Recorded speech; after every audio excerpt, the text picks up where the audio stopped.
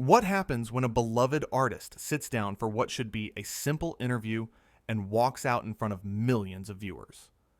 In just 29 seconds of one comment, late night television got turned upside down. Teddy Swims walked onto that stage with nothing but good energy. The audience loved him. They were on their feet, clapping and cheering. His music had touched millions of people. He came there to talk about his journey, his music, his fans. He came there to share his story. But what he got instead was something nobody saw coming. Jimmy Kimmel sat behind his desk with that smile he always has. The band played, the cameras rolled, everything seemed normal at first. Teddy sat down in the guest chair, and the interview started like any other. "So Teddy, great to have you here," Jimmy said. "Your music is everywhere right now." "Thank you so much, man. I appreciate that. The fans have been incredible," Teddy replied. You could hear the genuine gratitude in his voice. This was someone who really cared about the people who supported him. "Yeah, the fans. Let's talk about that," Jimmy said, and something in his tone shifted. "You've got quite the following. A lot of people who, let's say, maybe didn't have much going on before they found your music." The audience went quiet. That was weird. That was a strange thing to say. Teddy's smile faded just a little bit, but he stayed professional. "I don't know if I'd put it that way," Teddy said carefully. "My fans are amazing people from all walks of life. They've supported me through everything." Jimmy leaned back in his chair. Sure. But come on, you know what I mean. The whole thing with your image, the tattoos, the look. It's very, how do I say this? Very specific to a certain demographic." Teddy shifted in his seat. "I'm just being myself. I don't try to be anything I'm not." "Right? But yourself is very, let's call it calculated, isn't it?" Jimmy said. The way he said calculated made it sound dirty, like Teddy was lying about who he was. The whole humble guy thing, the emotional music, the sob stories. It's a formula. You could see Teddy's jaw tighten. He was trying to keep his cool. "I share my truth. I share my experiences. There's nothing calculated about being honest." Jimmy laughed. Not a friendly laugh. A mocking laugh. "Come on, Teddy. You don't really expect people to believe that, do you? Every artist has a team. Every artist has a brand. You're selling something just like everyone else." "I'm sharing my heart," Teddy said, and his voice got firmer. "That's what my music is. That's what I do." "Your heart," Jimmy repeated, like he was making fun of the words. "Is that what we're calling it now? Look, I'm not trying to be mean here, but let's be real. You found a lane that works. You found people who'll buy anything with enough emotion behind it. Good for you. That's smart business." The audience was dead silent now. This wasn't funny. This wasn't entertaining. This was uncomfortable. Teddy sat there, and you could see him processing what was happening. This wasn't an interview anymore. This was an attack. "I think you're misunderstanding what I do," Teddy said, and he was still trying to be respectful. "My music comes from real places. Real pain, real joy, real experiences." Jimmy waved his hand dismissively. Yeah. Real experiences. We've all got those. The difference is most of us don't turn them into a whole persona." "A persona?" Teddy asked. Now there was an edge to his voice. "You think I'm playing a character?" "Aren't you?" Jimmy shot back. "The whole thing. The name. Teddy Swims. Come on. That's not even your real name, is it?" "It's a nickname that stuck," Teddy explained, "from when I was younger." "A nickname that your team probably loved because it's marketable," Jimmy said. "It's cute. It's memorable. It sells." Teddy took a deep breath. "Why am I here? Did you actually want to talk to me about my music, or did you just want to tear me down on your show?" Jimmy laughed again. "Don't be so sensitive. This is how interviews work. I ask questions. You answer them. Unless you can't handle a little pushback." "Pushback?" Teddy said, and now he wasn't hiding his frustration. You're not pushing back. You're being disrespectful. There's a difference. Oh, here we go, Jimmy said, rolling his eyes.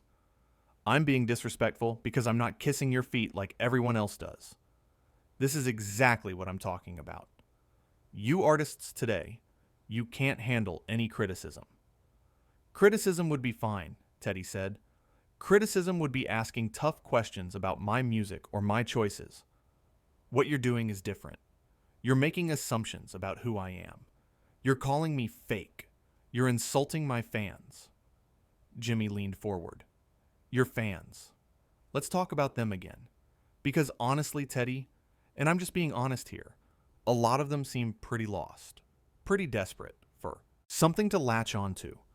And you're giving them this emotional stuff that makes them feel seen or whatever. But at the end of the day, you're profiting off their loneliness.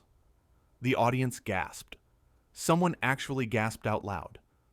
That was too far. That crossed a line. Teddy's face changed. The politeness was gone. What did you just say? Teddy asked quietly. You heard me, Jimmy said, with that same smug smile. I'm saying you found a market of lonely people, and you're selling them comfort. It's not art. It's exploitation. Teddy stood up. He actually stood up from the chair. I'm not doing this. Oh, what? You're leaving? Jimmy asked, and he sounded delighted, like this was exactly what he wanted. Can't handle the heat? This isn't heat, Teddy said, his voice loud now, clear, strong. This is you being cruel for no reason. You don't know me. You don't know my fans. You don't know what my music means to people. Sit down, Jimmy said. We're not done here. Yeah, we are, Teddy said. I came here to have a conversation, to share my story, to connect with people. But you just want to feel superior. You want to make yourself look big by making me look small. And I'm not going to sit here and let you do that. Jimmy's smile faded. You're making a mistake. You walk off this show, people are going to talk. Let them talk, Teddy said. I'd rather walk off with my dignity than sit here and be insulted. Your dignity, Jimmy repeated. That's rich. You really think you're that important? Teddy turned to face him fully. I think I deserve basic respect. Just like every guest who sits in this chair. Just like every person who watches this show. And if you can't give me that, then I don't need to be here. You're being dramatic, Jimmy said, but his voice was different now. Defensive. I was just joking around. Can't you take a joke? That wasn't a joke, Teddy said. Jokes are funny. What you did was mean. There's a difference, and you know, it. The audience started clapping. Slowly at first, then louder. They were clapping for Teddy. Supporting him. Jimmy noticed. His face turned red. Really? Jimmy said to the audience. You're gonna clap for this? He's walking off my show. Because you pushed him to, someone from the audience yelled out. You could hear it clear as day. Teddy started walking toward the exit. The cameras followed him. You could see the other guests backstage looking shocked. The producers didn't know what to do. This wasn't in the script. This wasn't planned. Teddy, come on, Jimmy called after him, but it sounded weak now. Don't be like this. Teddy stopped. He turned back one more time. You know what? I've been through a lot in my life. I've struggled. I've fought. I've worked hard to get here, and I've never asked for anything except a chance to share my music. But I will not ever let someone disrespect me or the people who support me. So yeah, I'm leaving. And I'm okay with that. Jimmy tried to laugh it off. Well, folks, I guess that's that. Teddy swims. Everyone. Walking off because he can't handle a conversation. But nobody laughed. The audience didn't laugh. They clapped harder for Teddy. Some of them stood up. They were giving him a standing ovation as he walked off the stage. We need to go to commercial, someone said from off stage. You could hear the panic in their voice. Jimmy sat there behind his desk, and for maybe the first time ever, he looked small. He looked like someone who realized he messed up big time. Okay, we'll be right back, he said to the camera, but his voice cracked. Teddy walked through those backstage doors and didn't look back. His head was high. His shoulders were straight. He wasn't running away. He was walking away with purpose, with pride. The band didn't know what to play. The cameras didn't know where to point. The whole show just fell apart in real time. Everyone watching at home saw it happen. Everyone in that studio saw it happen. Can someone get him back? You could hear Jimmy saying, even though they were supposed to be on commercial. The mics were still hot. This is bad. This looks really bad. But Teddy was gone. He was already out of the building. He wasn't coming back. One of the producers walked up to Jimmy's desk. "We have a problem," she said. "I know," Jimmy said. "I know. Just fix it. Fix this." But there was no fixing it. Everyone saw what happened. Everyone heard what he said. There was no taking it back. No editing it out. It was live television. It was out there in the world now. The audience was still buzzing. People were talking to each other. Some were on their phones. The energy in that room had completely shifted. This wasn't excitement anymore. This was shock. This was disbelief. Jimmy tried to get control back. All right, everyone. Let's calm down. We've got a great show still. We've got more guests coming up. But nobody cared about the other guests anymore. Nobody cared about the rest of the show. All anyone could talk about was what just happened. How Teddy stood up for himself. How he refused to be disrespected. How he walked away. The makeup artist came up to Jimmy during the commercial. "You okay?" she asked. "I'm fine," he snapped. "I'm fine. Just make me look less sweaty." She dabbed his forehead with powder, but it wasn't sweat that was the problem. It was the look on his face. He knew he went too far. He knew he messed up. And now, the whole world knew it too. When they came back from commercial, Jimmy tried to play it cool. "Well, that was unexpected," he said with a forced laugh. "But hey, that's live television for you. Never know what's going to happen." The audience was quiet, cold. They weren't buying it. They weren't laughing with him. They were judging him. You could feel it in the room. "So, our next guest," Jimmy started, but his heart wasn't in it anymore. The show was over before it ended. Everyone knew it. Backstage, Teddy was in his dressing room gathering his things. Someone from the crew knocked on his door. "Hey man," the crew member said. "Just wanted to say, good for you. That took guts." "Thanks," Teddy said quietly. "I just couldn't sit there anymore." "Nobody blames you," the crew member said. What he said was out of line. Way out of line. Teddy nodded. He looked tired. Not physically tired, but emotionally tired. Like the weight of what just happened was finally hitting him. "I just wanted to come here and talk about music," he said. "That's all I wanted." "We know," the crew member said. "Everyone knows." Back on stage, Jimmy was struggling through the rest of the show. His jokes weren't landing. His energy was off. The magic was gone. When the show finally ended, he didn't stick around. He went straight to his dressing room and closed the door. The producers were in panic mode. "We need to do damage control," one of them said. "We need a statement. Something." "What are we supposed to say?" another producer asked. Everyone saw it. Everyone heard it. There's no spinning this. In his dressing room, Jimmy sat alone in the dark. His phone was blowing up. Text messages, calls, emails. Everyone wanted to know what happened. Everyone wanted his side of the story. But what could he say? What excuse could he give? He looked at himself in the mirror. The makeup was still on. The suit was still perfect. But something was different. Something had changed. He saw himself the way Teddy saw him, the way the audience saw him. Entitled, mean, small. Meanwhile, Teddy was in his car, leaving the studio. His phone was blowing up too, but for different reasons. Messages of support, messages of love, people telling him they were proud of him, people telling him he did the right thing. He didn't feel victorious, though. He felt sad. Sad that it had to happen that way. Sad that what should have been a good experience turned into something ugly. But he also felt something else. He felt strong.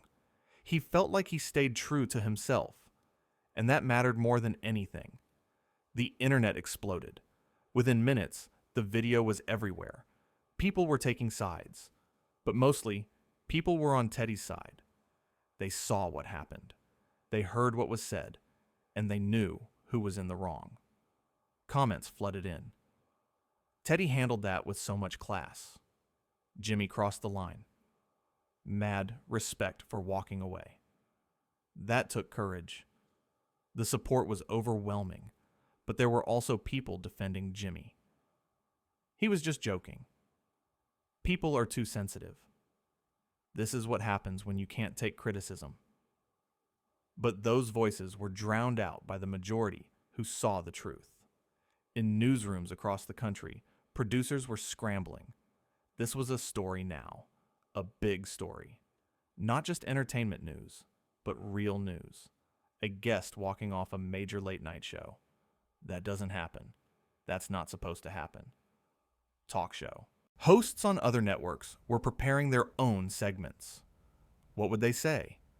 Would they defend their fellow host? Would they side with Teddy? It was a delicate situation. Everyone had an opinion. Back at the studio, the crew was packing up. But they weren't talking about the usual stuff. They were talking about the walk-off, about what they witnessed, about how uncomfortable it was to watch. I've worked on this show for 8 years, one camera operator said. I've never seen anything like that. He went too far, a sound engineer added. Way too far.